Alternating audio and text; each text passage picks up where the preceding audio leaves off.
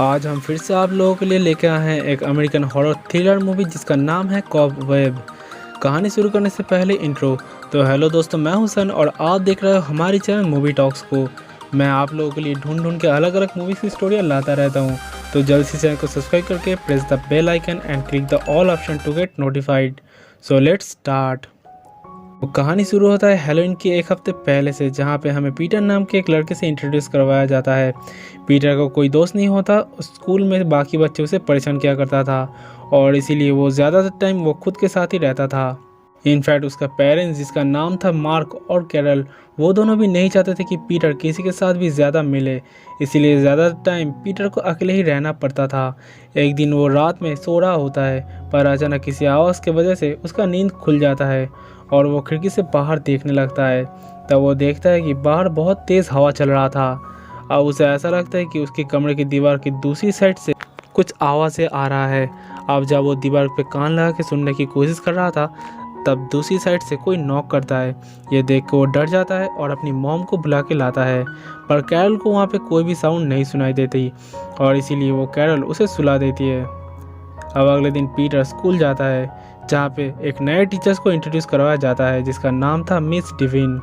Miss डिविन का attention पूरी class में सिर्फ और सिर्फ पीटर पर जाती है, क्योंकि वो सबसे अलग लग रहा था और पीटर हमेशा सीरियस रहता था और इसीलिए डिवाइन के साथ पीटर का अटैचमेंट बढ़ जाता है। अब रात में पीटर अपने पेरेंट्स से हेलोइन के दिन अपने दोस्तों के साथ बाहर जाने की जिद करता है, पर कैरल उसे साफ साफ मना कर देती है और वो लोग बताता है कि पिछले साल हमारे पड़ोस में एक बच्ची रहती थी जो कि हेलोइन के दिन घूमने के लिए बाहर गया था, पर वो गायब हो गई थी। इससे हमें पता चलता है कि पीटर के पेरेंट्स उसे लेके बहुत पॉजिटिव है और ये कुछ हद तक सही भी है, क्योंकि अपने बच्चों को तो प्यार करना ही चाहिए। अब अगले दिन मिस डिवाइन की क्लास में पीटर एक ड्राइंग बना रहा था जहाँ पे वो हेल्प में लिखता है। अब ये देख के डिवाइन सोचने लगता है कि शायद पीटर किसी प्रॉब्लम में फंसी है और इसीलिए वो पीटर के पेरेंट्स से मिलने के लिए उसके घर पे जाता है।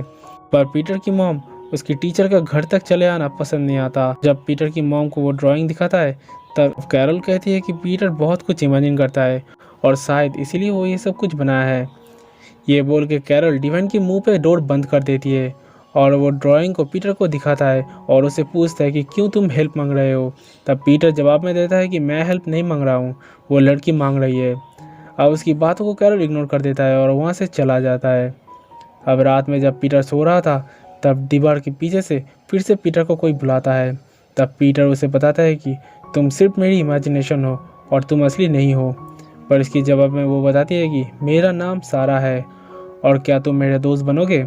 अब पीटर इस बात से राजी हो जाता है, क्योंकि उसका कोई दोस्त नहीं होता। अगले दिन सभी लोग कद्दू के ऊपर ड्राइंग बना रहा था। इसे देख के मिस डिवाइन पीटर की तारीफ करती है, पर इससे उसका एक क्लासमेट जलने लगता है। अब वो पीटर की उस कद्दू को तोड़ देता है, जिससे पीटर को बहुत दुख पहुंचता है।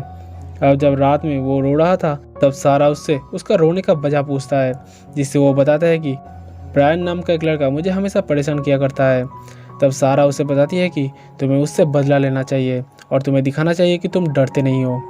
अब अगले दिन क्लास में ब्रायन उसे एक और कद्दू ला के देता है और उससे सॉरी बोलता है, पर इससे पीटर की तसल्ली नहीं होता और वो ब्रायन को स्टेयर से नीचे फेंक देता है, जिससे ब्रायन का एक पैर टूट जाता है। स्कूल से पीटर की मॉम को बुलाया जाता है और इसके बाद पीटर को घर में लाया जाता है। मार्क जब उसे पूछता है कि तुमने ऐसा क्यों किया, तब वो बताती है कि सारा ने मुझे ऐसा करने के लिए कहा है। अब मार्क और कैरल सोचता है कि शायद पीटर पागल हो गया है और अगर ऐसा ही चलता रहा तो एक दिन वो किसी का कत्ल भी कर देगा। इसीलिए वो दोनों उसे एक हाइड रूम में बंद कर देता है, जहाँ पे बहुत अंधेरा होता है। पर पीटर बहुत घबरा जाता है, वो वहीं पे सो जाता है। जब वो नींद से उठता है, तब उसे वहाँ पे एक तहखाना मिलता है और नीचे कुछ था, ऐसा उसे लग रहा था। अब इधर हम डिवाइन को देखते हैं। उसके घर में एक टीचर आया हुआ था और वो डिवाइन को कहता है कि उसे पीटर के घर में इस तरह से जाना नहीं चाहिए था, इससे पीटर की पेरेंट्स बहुत गुस्सा है। पर डिवाइन उसे कहती है कि मुझे उसके पेरेंट्स में कुछ ठीक नहीं लगता, क्योंकि वो लोग पीटर को किसी के साथ भी मिलने नहीं देता और इसीलिए पीटर भी धीरे धीरे उनकी जैसा बन रहा है। टीचर बताता है कि ऐसा कुछ नहीं है, वो लोग बस अपने बच्चे का फिक्र करते हैं, क्योंकि कुछ साल पहले ही वहाँ से एक बच्ची गायब हो गई थी। उसके जाने के बाद डिवाइन उस लॉस्ट वाले गर्ल के बारे में सर्च करने लगती है और वो देखती है कि सच में एक लड़की हेलोइन के दिन गायब हो गई थी, पर उसका अब तक कोई पता नहीं चल पाया।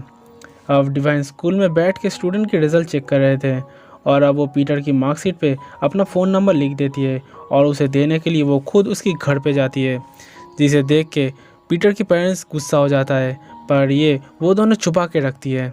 अब अभी तक पीटर उस कमरे से बाहर नहीं आया था और पीटर डिवाइन की आवाज़ सुन के हेल्प हेल्प चिल्लाने लगता है, पर वॉशिंग मशीन के साउंड की वजह से डिवाइन उसका आवाज़ सुन नहीं पाती। पर मार्क की बिहेवियर कुछ अजीब होता है, क्योंकि वो हर वक्त एक हथौड़ा लेके घूम रहा होता है और हर वक्त ऐसा लग रहा था कि वो अपने बच्चे को लेके इतना ज़्यादा ओवर प्रोटेक्टिव है कि वो उसे बचाने के लिए किसी का भी मर्डर कर सकता है। इसके बाद डिवाइन वहाँ से निकल जाती है। अब रात में कैरल पीटर के लिए पम्पकिन केक लेके आती है और उसे नहला के अपने कमरे में सुला देती है, लेकिन फिर से उसे सारा की आवाज़ आता है और वो उसे बताता है कि तुम्हारी मॉम एंड डैड अच्छे इंसान नहीं है, असल में उन्होंने ही मुझे यहाँ पे कैद करके रखा था और वो तुम्हारे साथ भी ऐसा ही करने वाला है। तब पीटर उसे कहता है कि मैं तुम्हारी बात का यकीन क्यों करूँ, मैं तो तुम्हें आज तक देखा भी नहीं। तब सारा कहती है कि इस दीवार के नीचे एक होल है जिससे तुम मुझे देख सकते हो, लेकिन तुम मुझे देख के डर जाओगे क्योंकि इतने सालों में मैं बहुत अगली हो गया हूँ। पर फिर भी पीटर उस होल के ज़रिए दूसरी तरफ देखने की कोशिश करता है।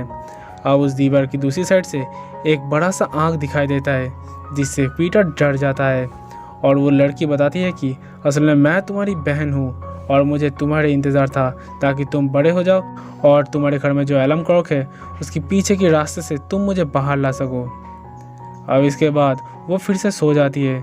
रात में उसे नाइटमेयर होता है, जैसे उसकी पेरेंट्स खुद एक एविल जैसा दिख रहा था।